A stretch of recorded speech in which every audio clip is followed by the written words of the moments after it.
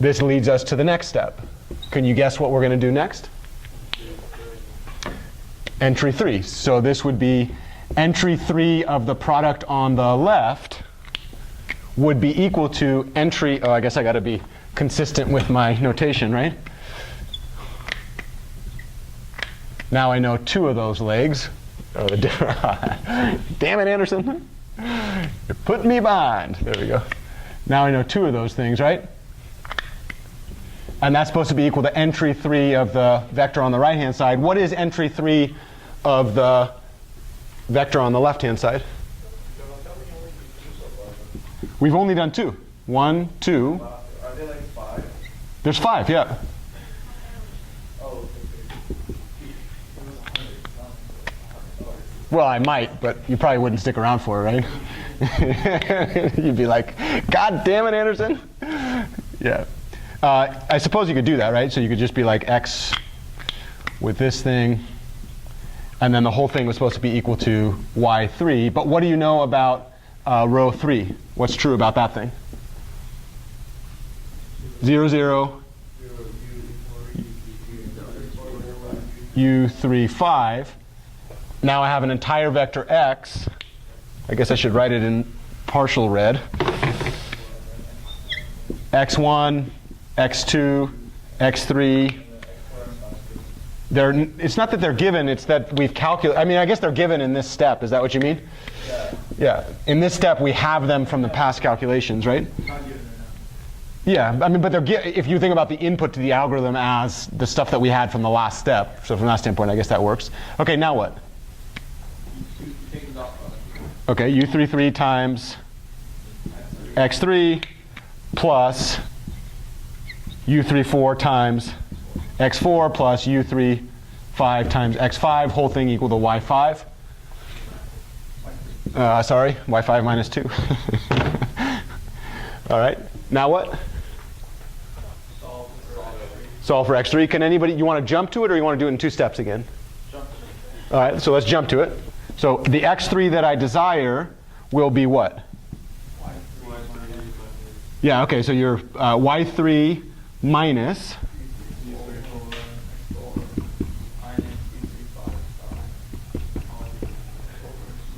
after I do those steps, I divide by x33, or multiply by 1 over x33. Here's where I want to do, and then the moment that I do this, now this is a known constant because I calculated it.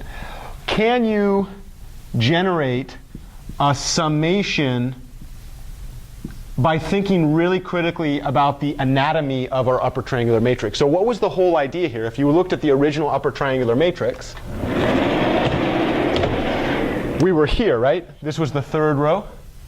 And then what did we do? The claim is at this step, we've already gone through the initialization step for the first set of our outer for loop, and now we're on the second step of our outer for loop, if you were going to code this up, right?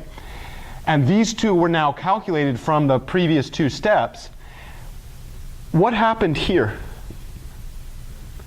Those 2 are annihilated because the strictly lower triangular portions are 0. And then the claim was this was the unknown, and then we moved 1 to the right of that main diagonal element, right? We went all the way down, 1 to the right, 2 to the right, 3 to the right, to the last column, and we subtracted all of those off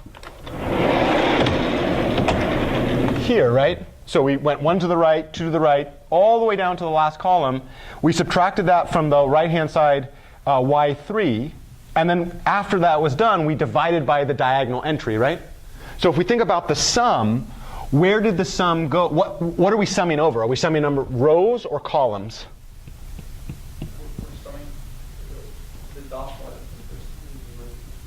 Well, the row is constant. I agree with that. But if you look at these ones, where do these come from?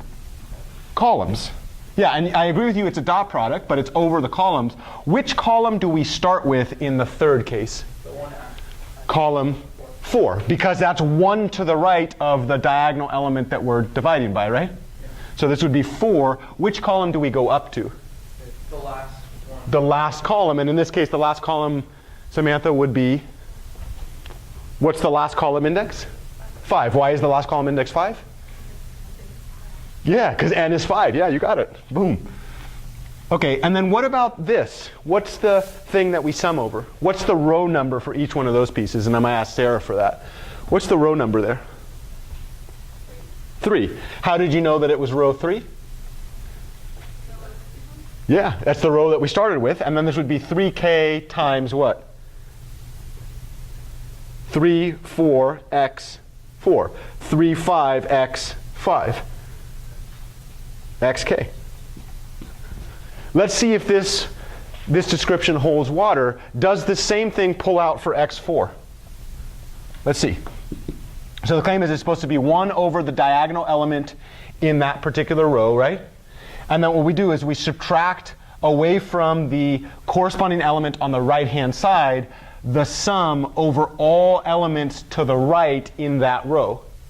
Okay, well, if I started at 4, 4, what's the next element to the right of that?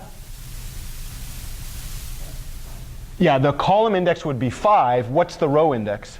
4. So this would be U4K, and I started at 5 and I go up to the last column. What's the last column? 5. Well, that one's not very interesting. What about this one? What do I multiply each one of those by? Whatever the one we went previously. So in this case, it would be x5 that we did, right? Okay. So we've got kind of a guess on this. Does anybody want to do some what you might call a conjecture about the next entry? So far we started with entry 5, which was just dividing by the diagonal. Then we went up backwards through the vector x to get to entry 4. Then we went to vector the third entry to get entry 3. What would we do next?